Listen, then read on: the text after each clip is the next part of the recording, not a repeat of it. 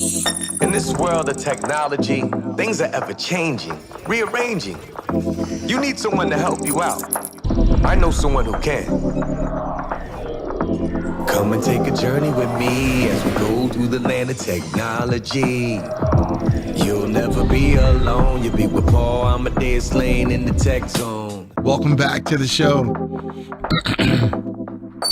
Welcome back to the show. Paul Amadeus Lane, Tech Zone, ABC News Radio, KMET. It's all about blockchain. What is blockchain?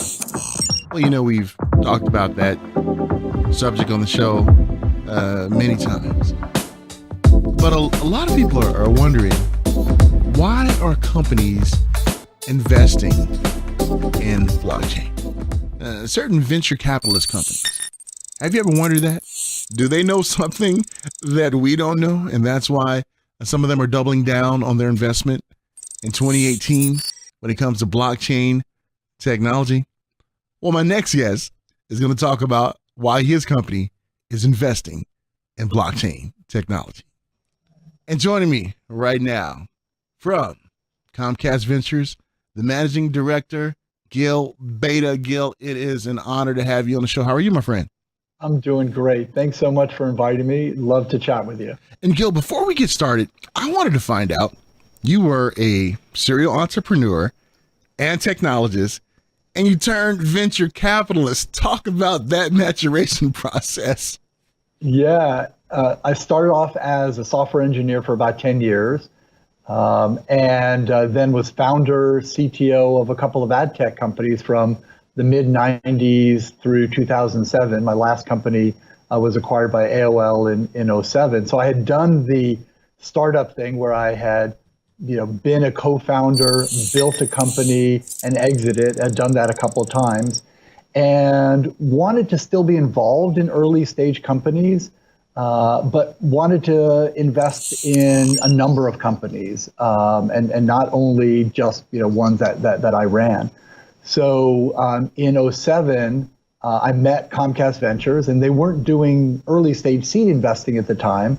So we decided to form Genicast, which is a seed stage fund that invests $1 million in early stage B2B tech companies.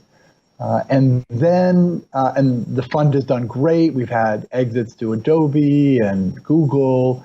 And then last year, in addition to writing the $1 million checks through Genicast, I also became a partner managing director at Comcast Ventures to write the 2 to 20 million size checks, but still in sort of the B2B enterprise space. Wow, Gil, my head is exploding hearing those numbers when it comes to dollars out there. And but we are so glad that companies that you represent are out there investing in these companies and these startups. What made you guys want to jump on the blockchain train that's going on now? So we believe that blockchain, the fundamental technology behind blockchain, has the opportunity to accelerate the innovation of many companies, also potentially disrupt other companies. And I want to sort of divorce the blockchain technology from the cryptocurrency craze that we have today. So, blockchain today is at 9,000. If blockchain, heaven forbid, from my crypto investors goes down to $9 or $900, we're still investors in the core technology. We believe that the fundamental technology is different. So as you look at the internet in the 90s solved the distribution problem, where now people who were in different locations could now exchange ideas, exchange content with very little friction. We believe that blockchain has that same transformative power around trust, where anybody around the world who don't have a pre-existing relationship can now transact. And that transaction could be anything. It could be transacting goods and services. It could be content. It could be messaging. It could be a video like one that we're recording today. And so that fundamental technology, we think, is going to transform many businesses. And it's our job as venture capitalists to try to predict some of those trends 5 and 10 years out, and then make investments in companies we think that will be seminal players in that space. And Gil, when it comes to companies looking for VCs out there to invest and to really help them to get their vision out there and this technology out there and this innovation, what are some of the things as a venture capitalist that you guys are looking for to make sure it's, number one, a wise investment, and number two, you see the future vision with the organizers or owners? There are a number of things that we look at. First thing we look at is the team. Can this team execute on the vision? Look, you and I, we have hundreds of ideas a day. The difference between us and a great business is maybe we don't execute on some of those ideas. And an entrepreneur not only has to create a great idea, but also be able to put together a team to build a product, to be able to bring it to market. I like to paraphrase Thomas Edison when he said that genius is 1% inspiration and 99% perspiration. I think that's the same with a startup. It's 1% a good idea and 99% perspiration. So we look at a team that understands the space and how to bring a product to market. We also look at other factors like the competitive landscape. Who else is trying to do something like this? We look at how much capital that they need. What can they accomplish on the investment that we give them, and then eventually we look at, can this be a big market? Can this company be $100 million company, maybe $1 billion company? And what are the exit scenarios? Who's going to buy a company like this? Or maybe is there potential for this company to IPO? Makes a lot of sense, my friend. And that's why you are in the VC game and I'm in the media game, because it's hard for me to wrap my head around it. But it definitely makes sense. Now, you talked about it earlier, too, about how blockchain technology is much more than cryptocurrency. And looking at the way that media companies now are using blockchain and Comcast Corporation implementing certain things like that, did you ever see, as a technologist, that you see not only cryptocurrency jumping on blockchain, but other companies as well? I did not predict it, but it's our job as we see these waves start to hit the shore. It's time for us to jump in. Comcast and NBC Universal are experimenting with blockchain like a lot of other companies.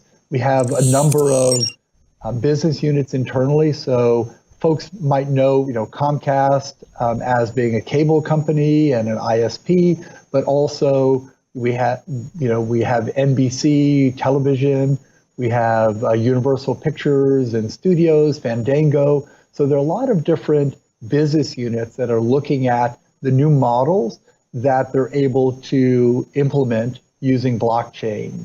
One example in our advertising group at Comcast, they're looking at how can media companies who have large groups of audiences, how are they able to combine those with other media companies and for targeting purposes, for tracking of advertising, for monetization.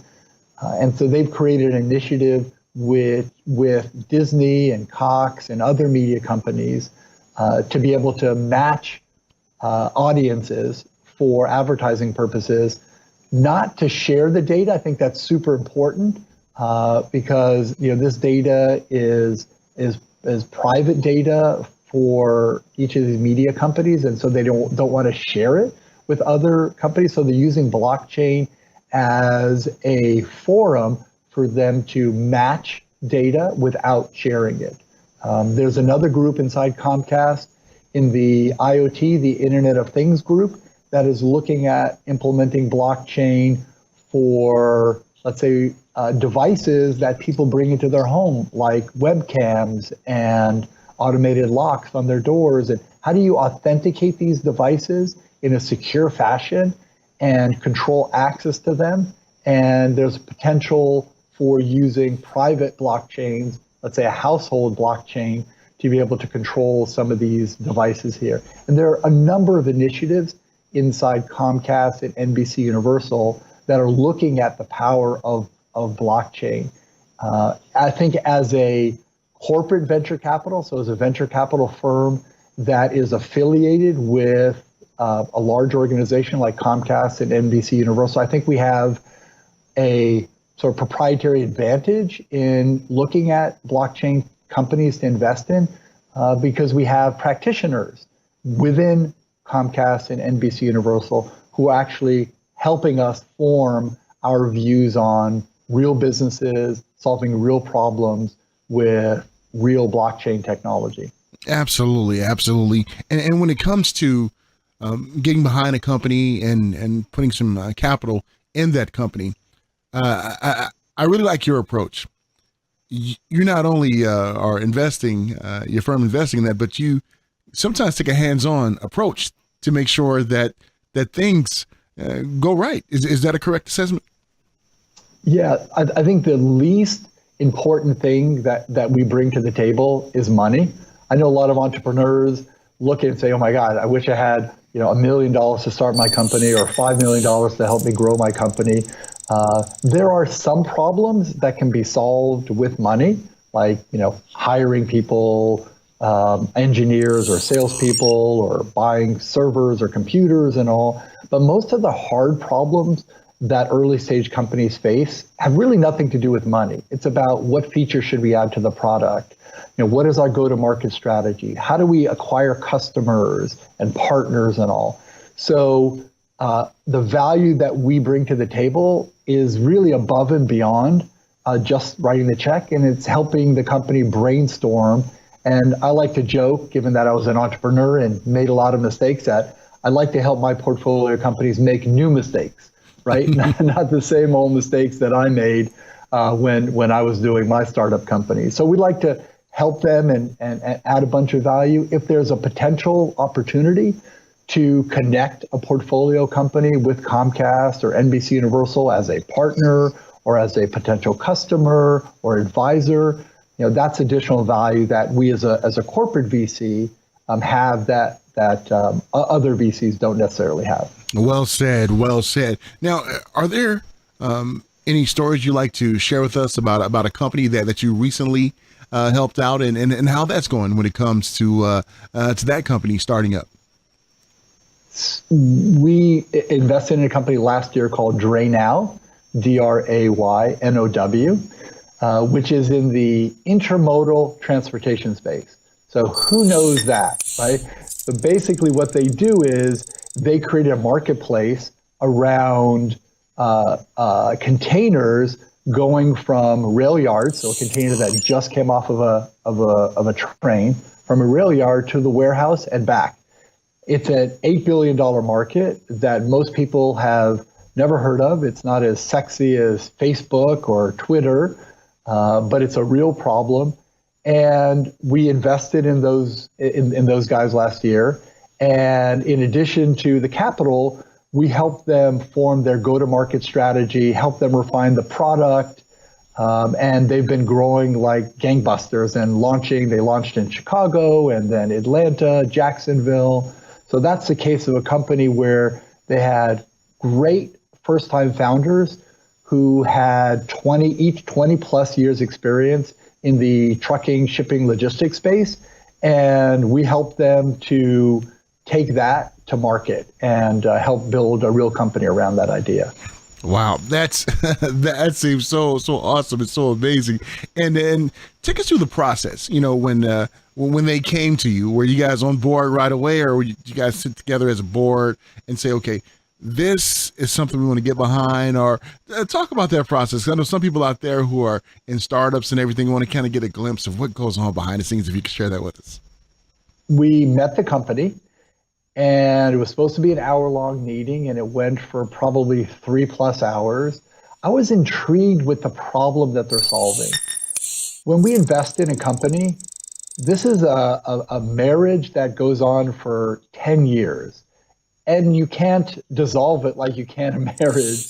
You got to be really confident that these are companies that you're going to want to spend the next 10 years of your life with. These are entrepreneurs that you get along with and want to spend 10 years with. And it's an interesting enough problem that it's going to keep you engaged.